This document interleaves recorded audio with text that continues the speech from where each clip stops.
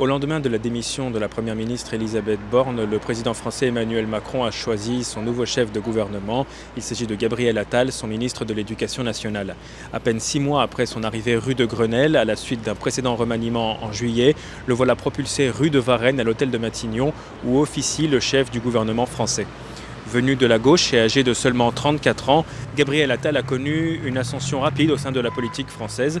Depuis le début du mandat d'Emmanuel Macron comme président de la République, il est passé de secrétaire d'État auprès du ministre de l'Éducation nationale à porte-parole du gouvernement, puis ministre délégué et chargé des comptes publics, et enfin le ministère de l'Éducation nationale. Il est par ailleurs le ministre le plus populaire du gouvernement.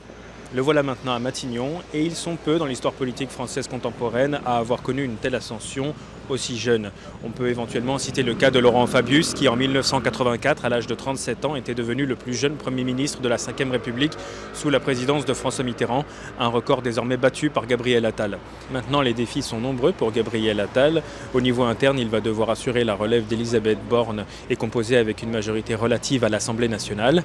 Il va également devoir gérer le dossier épineux des élections européennes de juin 2024 qui s'annoncent compliquées pour la majorité présidentielle, l'extrême droite étant donnée en tête dans les sondages en France. Son gouvernement sera aussi attendu sur les Jeux olympiques et paralympiques qui se tiennent à Paris durant l'été 2024. Ce mardi, dans un message sur X, anciennement Twitter, Emmanuel Macron a dit compter sur l'énergie de Gabriel Attal pour mettre en œuvre son projet de réarmement et de régénération dans la fidélité à l'esprit de 2017, dépassement et audace.